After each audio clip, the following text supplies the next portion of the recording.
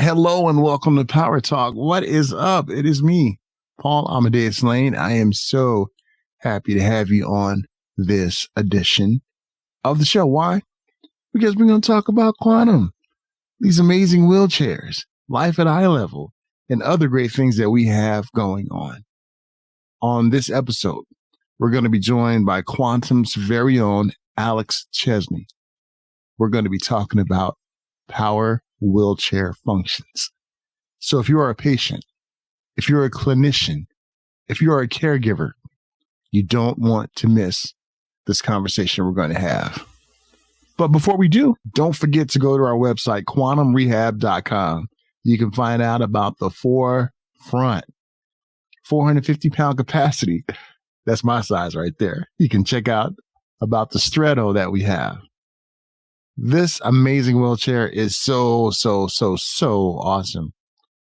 And our website even talks about our amazing backup camera. We can back that thing up. Yes, we can. I love my backup camera. It's really awesome.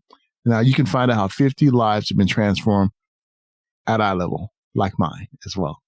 So without any further delay, let's bring on our very special guest. I am so delighted to have with me right now my friend and yours, the awesome, the amazing Alex Chesney. What's going on, Alex? How are you? Hey, I'm doing good. How are you? I'm doing fantastic. Welcome back. Thank you. Thanks for having me back.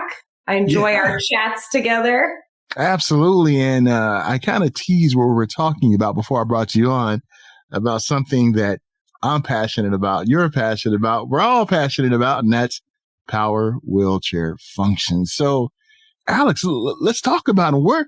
We've seen over the years, and you have a background as a therapist, so you have seen kind of like the evolution of power wheelchair functions. Did you ever imagine the things that we see today are now on wheelchairs?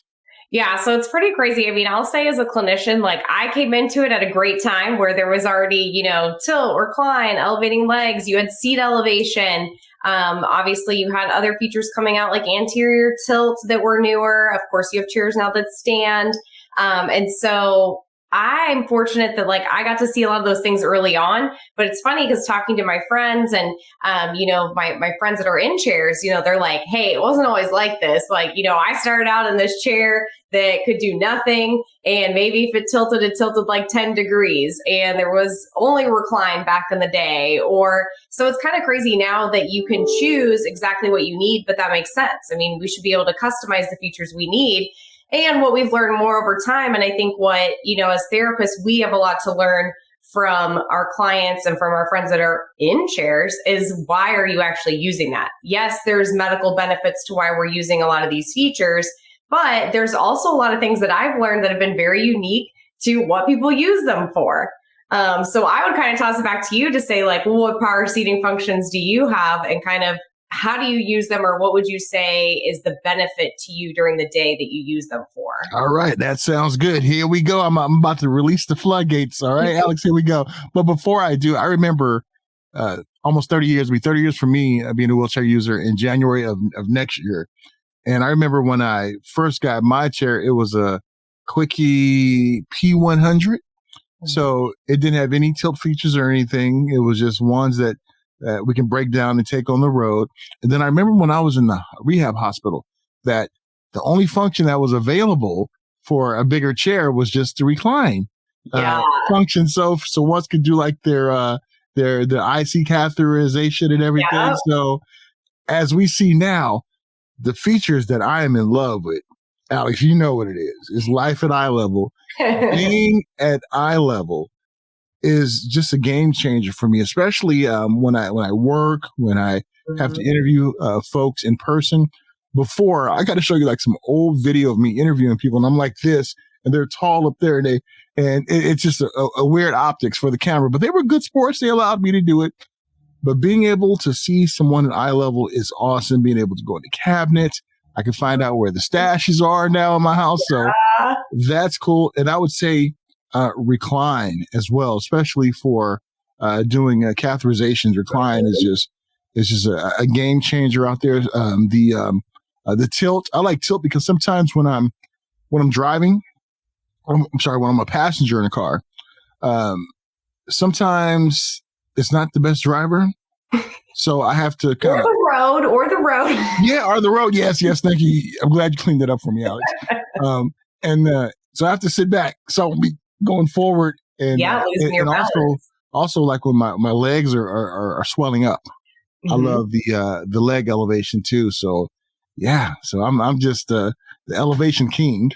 Yeah, you hit the highlights on kind of everything. And I like that you bring up Recline a lot. And of course, we know with Recline, the primary coverage is, somebody who with tilt and recline, somebody who has had a history of or is at very high risk of a pressure ulcer or can't perform their own functional weight shift, which that can be a lot of people because to perform a functional weight shift, in a manual wheelchair, I either have to be able to push myself all the way up to get my bones off of my seat, or I'm going to have to lean side to side really far to get my bones off, or lean all the way forward to get my bony prominences, off of that surface. And they recommend every 30 minutes for 2 minutes. Now, I know as a clinician, that's not whatever the timing everybody's doing, but that's what they recommend. And you have to do that throughout your whole day. So yes, it's about skin health. But then the other big one is for those that do perform intermittent cathing and you're not able to transfer back and forth to bed, you really got to be able to spread your chair out. You got to be able to, scoot forward, get yourself positioned right, manage all of your tools that you're using for that intermittent cathing, which sometimes you might need to open or tilt back a little bit because your trunk balance and you're trying to manage all this. So like you said, even just tilting 10 to 15 degrees, we find really helps people with their balance or head and neck control, like especially for in vehicles or if you're going over like a bumpy road in your chair yourself. And then seat elevation is just really a quality of life tool. I mean, it is huge as far as shoulder preservation. I'm an OT, so I really care a lot about those upper extremities. And so when it comes to your shoulders, if we think about how many times you and I reach over the day, what they actually find is that somebody who is seated in a wheelchair reaches 5 times more per day than, let's say, I do at a standing height. So just being able to elevate somebody reduces a lot of that strain on their shoulders and puts you at a more advantageous height to access your environment. Because unfortunately, our environments are not made for us to be sitting at a lower height. So having that eye level feature is huge as far as, function, transfers, and then quality of life. If we all want to be eye to eye, even when I'm talking to my friends in manual chairs, I'll usually get down so that we're talking eye to eye. I don't want to make somebody have to look up at me. I just want it to feel very natural how it does when I'm standing in a crowd and talking to others. So it's huge for that psychosocial component and, being with your peers and being heard. We all like to talk. And so you got to speak up in the crowd, but it's going to help if you're at that eye level with someone. One thing that I'm encouraged by, Alex, is that how, some private insurance companies are now starting to recognize the benefits of seat elevation, like life at eye level. And they're starting to at least consider those different functions. And going back over the years, I can remember some other functions that they didn't consider as essential that are now part of things being covered even by Medicare.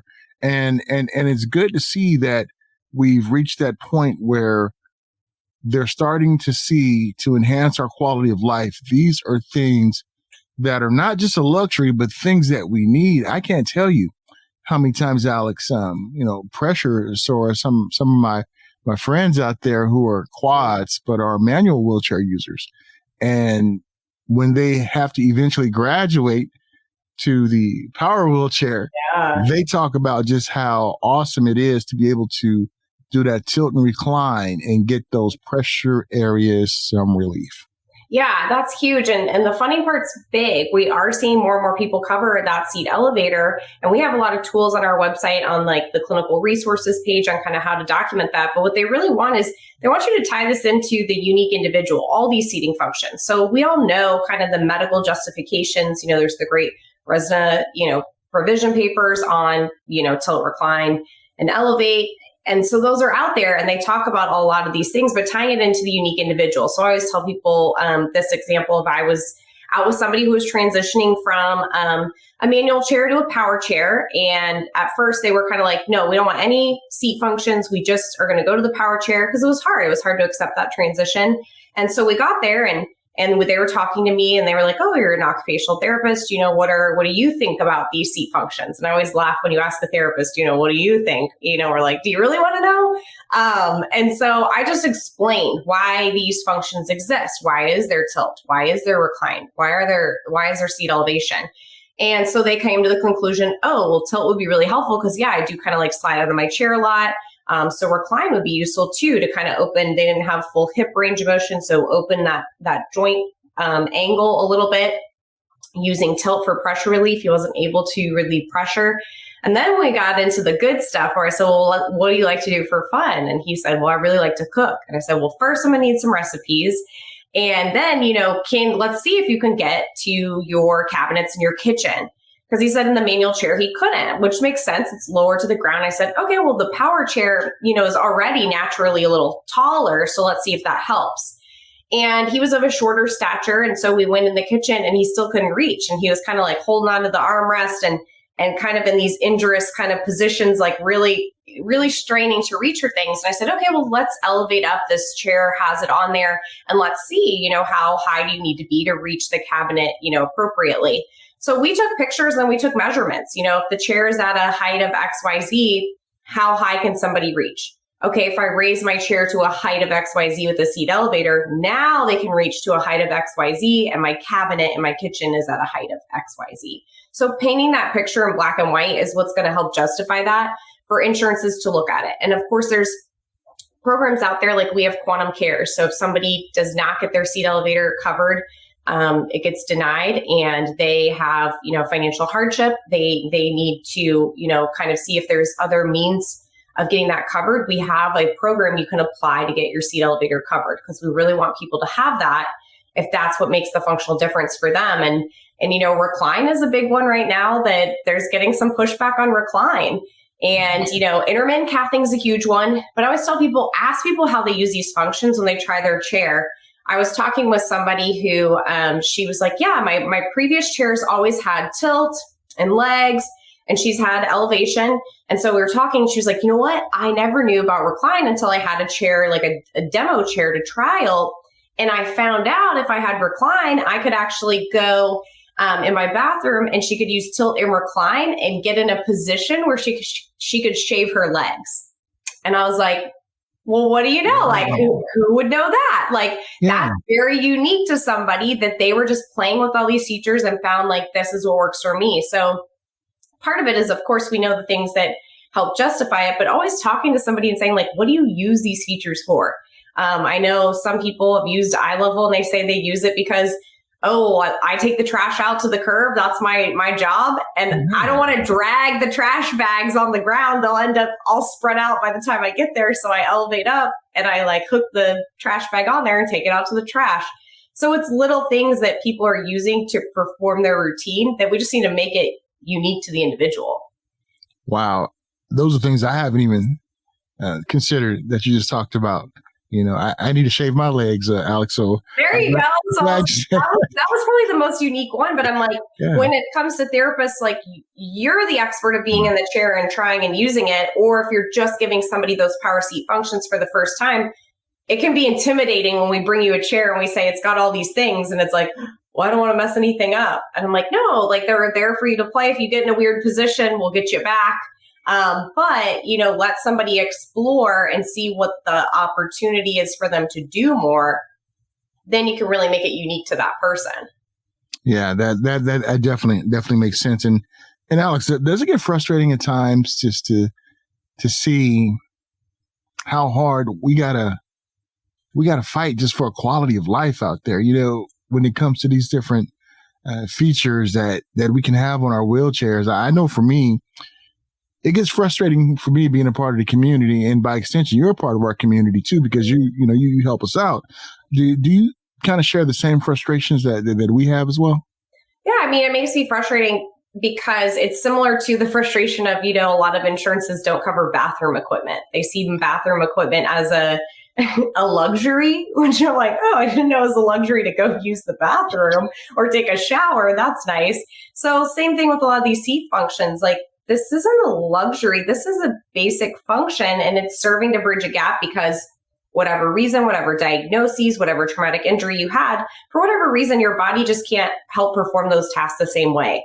And so your chair with these power seating functions, I see it as it's an extension of yourself. It's helping you have independence and control over different aspects of your life, similar to before when you could maybe do it with your body. But now you're using these features to help, whether that's you independently doing that, whether that's you're able to participate more with the help of the caregiver by being able to do that. Or it keeps you out of bed more, keeps you more independent and active during the day.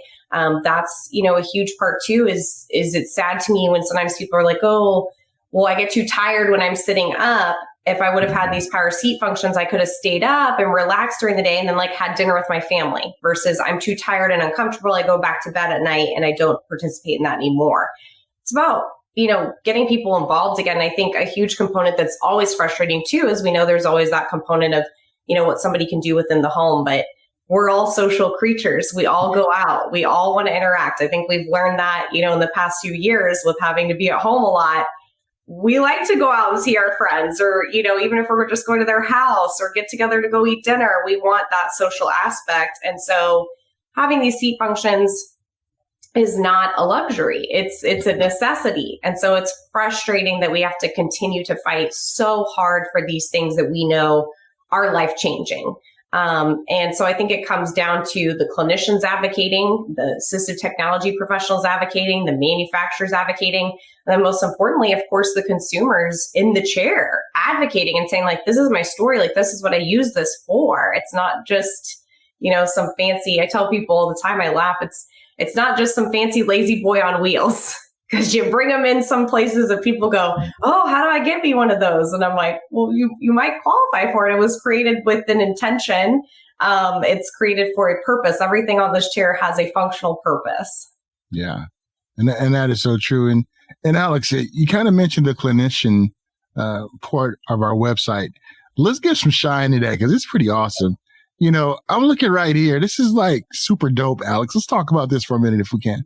Yeah, so our app, PQ365, you can download this and it's actually very convenient. It has a lot of cool features, like if you're a clinician on the go and you're in clinic, it lets you kind of show people what the different chair colors look like. We always know that's the most important, is what color is somebody going to pick. And what's nice about it too, there's things like serial number lookup. So a lot of times as a clinician, maybe somebody would come to the hospital and they have this power chair and I'm like, oh, when did you get it? They're like, I don't know, a few years ago. I'm like, well, where did you get it? They're like, oh, I don't remember. I can put the serial number that's in our joysticks. It's pretty easy to find from the home button on your joystick. I can put that serial number in the app and it'll tell me when that chair was ordered and everything that came on it. No private health information, but just what came on that chair and when was it ordered. So I know the age of it. And now it has our education stuff. So there's actually an education bubble. You can take our on-demand classes. And then, you're in our education portal right there. And if you go to clinical resources at the top, there's a lot of different things under clinical resources, like a little blog, or we have a lot of funding and justification documents. So that is our education team. So we try to continue to put things on there that are going to be really useful. And we always want to hear from you. What's useful that you're looking for? And I would love for people on this video to put anything in the comments about, what power seat functions they love and why. Why do you love that power seat function? Why do you use it? And there's Alex right there too. Best part of the site right there. I just had to give that part of our website some shine because that is like super awesome. And Alex, I want to say this: we got it going on at Quantum Rehab because not only do we have great minds like you to be able to educate us and to have a conversation about seat functions, but also just the education portion of it. You want to make sure that we get the right chairs to fit our need. And also you train other therapists and clinicians out there on how to make sure to ask the right questions when it comes to, and us too, as patients, to make sure that we let our clinicians know what we need, how we live, and how these other things. And it's really awesome. Yeah, you have to advocate for yourself. And ultimately, that's what I want. I want my client to have what's going to make them the most independent. And I used to tell people like my two favorite things when I was in OT and inpatient rehab that people seem just the happiest about is either when they first got a shower, because everybody wants to take a shower after they've been in acute care, or when I first was able to give them a power chair if they previously didn't have any independence or were learning about their new injury.